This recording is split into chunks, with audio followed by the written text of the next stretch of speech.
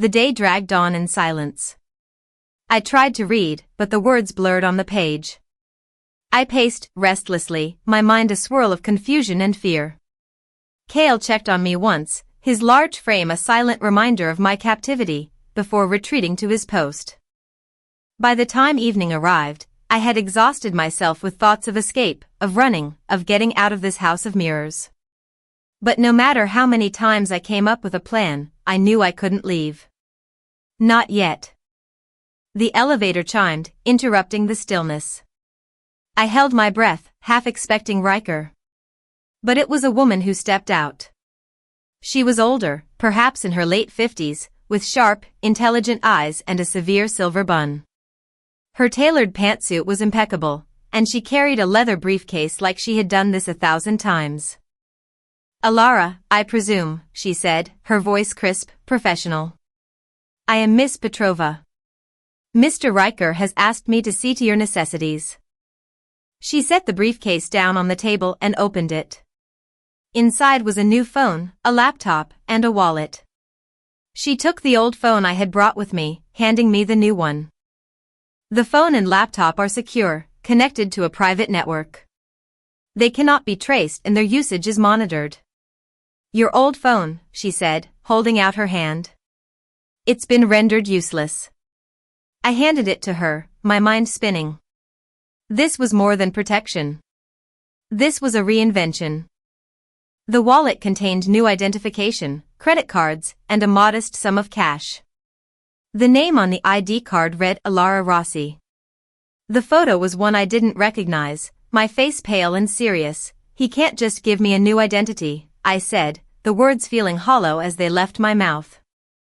He can, and he has, Petrova said without emotion. This is a temporary measure. Your financial accounts have been consolidated and transferred to a new secure institution. Your rent has been paid for the next 6 months. You will not be returning to your old life.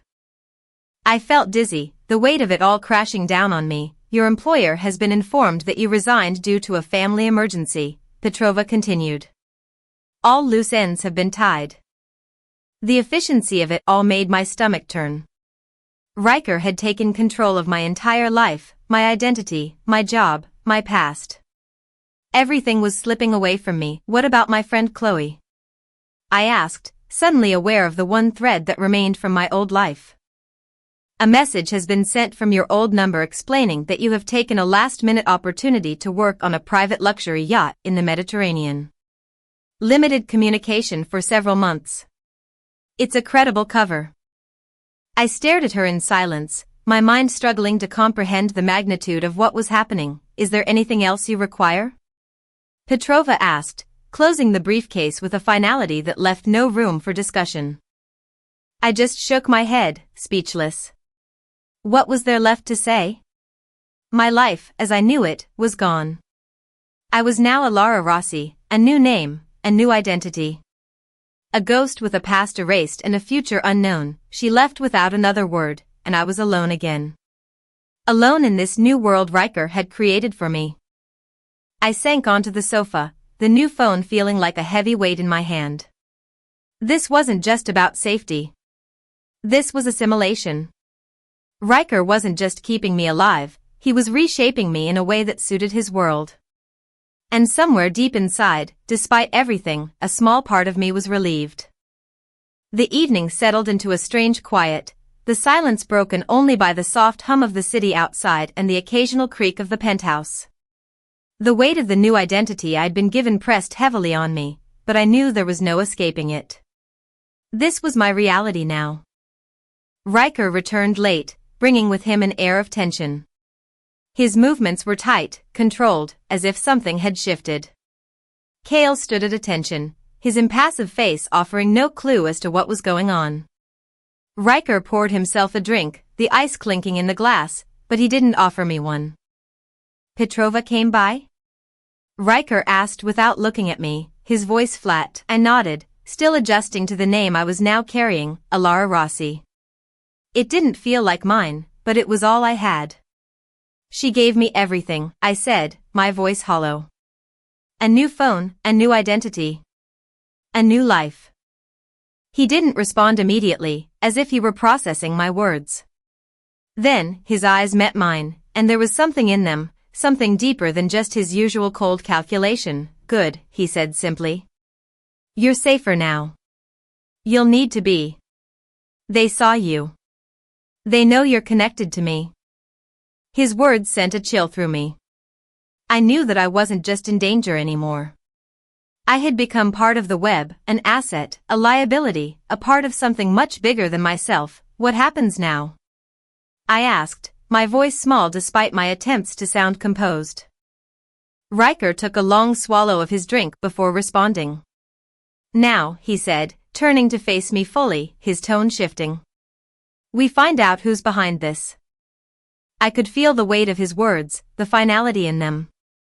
There was no more running, no more hiding. The battle, the game, had shifted. "I had no choice but to play. We need to reconstruct last night," he said, his voice taking on a sharper edge. Every second. Every face. Every word. He walked toward the window, staring out at the city lights, his silhouette framed by the glass. "You saw something. And you acted. Now you'll help me figure out who was behind it, and why." I stood up, my legs shaky beneath me. I had been swept into this world without warning, but I had no choice now but to see it through. "Okay," I said, my voice barely above a whisper. "I'll help you." Ryker turned to face me again, his gaze calculating. "We're going to need more than just what you saw, Alara. We need everything you remember. The way Marco acted. His movements. The people he spoke to." I nodded, trying to piece the night together in my mind, but the fragments were slipping through my fingers. I had to focus. I had to remember. Marco came in through the staff entrance. I began slowly, the memory flickering to life. He was agitated. His hair was messy, like he'd been running his hands through it. He slammed the door to his office when he went in. Ryker's eyes never left me, but there was no sign of emotion on his face. Did he speak to anyone? I sifted through the details, the mundane ones that would usually pass unnoticed. Sophia. He brushed past her but didn't acknowledge her. I took a deep breath, pulling the memories to the surface. "About 20 minutes before you arrived, he came out of his office. He was on the phone. Smiling, but it was a nasty smile. He said, 'The package is ready for delivery. The wolf will take the bait.'" Ryker's expression remained unchanged, but the air in the room seemed to grow colder. "The wolf," he repeated, as though tasting the words. "It's what people call me." I nodded. "It's what Marco called you." I heard it. Ryker's gaze darkened, but he said nothing. I continued, now driven by the urgency of the situation. After that, he calmed down. Became almost serene.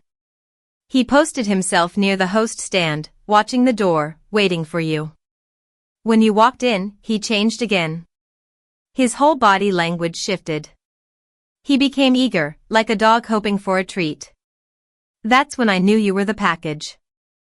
Ryker didn't speak, but his eyes were locked onto mine, evaluating every word. "What else?" he prompted, his voice low, pressing for every detail I could give him. I hesitated, but the memories were coming back now, clearer with every passing second. He interacted with the busboy, snapped at him for being too slow. A man in a gray overcoat handed him an envelope. Marco pocketed it without a word. I didn't think much of it at the time, but now. "What did the man in the gray overcoat look like?" Ryker asked, his voice suddenly sharp. I closed my eyes, trying to recall the details. The man had been a blur, his presence barely noticeable in the chaos of the club, but the details were starting to solidify in my mind. Average height, thin. His coat was too big for him, but expensive. He had a hat pulled low over his face, but his hands, I paused, the memory of his hands flickering in my mind. He had a ring. On his right pinky. Silver. Black stone, maybe onyx. There was a symbol carved into it. A bird. A hawk. At the mention of the hawk, Ryker went perfectly still. I could feel his attention sharpen, like a predator sensing prey. You're sure? His voice was low, but the intensity in his eyes sent a shiver down my spine. A hawk. I nodded. Yes, I'm sure. The light caught it when he took his hand out of his pocket. It was just a flash, but I saw it. The ring was unmistakable. Ryker leaned back, his gaze still fixed on me, his mind clearly processing the information. The pause stretched on for a moment, before he spoke again. That's unfortunate, he said quietly. That ring belongs to a man named Silas Hawke. He's not a player in the game. He's a facilitator. A broker of chaos. He arranges things. If he was delivering payment to Marco, it means the contract didn't originate from within my organization. It was outsourced. This isn't a simple power grab. This is a professional hit, sanctioned by someone with significant resources. The pieces were starting to fall into place, but the picture that emerged was far more terrifying than I had imagined. This wasn't just about one man trying to take Ryker's place. This was a coordinated attack from the outside, from someone with the means to orchestrate a professional hit. He's the key, then, I said, my voice quiet. Silas Hawke. He's the one behind this. Ryker's gaze flicked to me, an unreadable expression crossing his face. You've just made yourself more valuable than I thought. Ryker stood up, his movement fluid and controlled. His eyes, now sharp with intent, never left me as he walked to the wall, pressing a sequence of buttons. A large screen descended behind his desk, and with a few more commands, it came to life. Security footage from the club, different angles from the night before, flickered onto the screen. Show me, he said, his voice calm but insistent. Show me where he stood.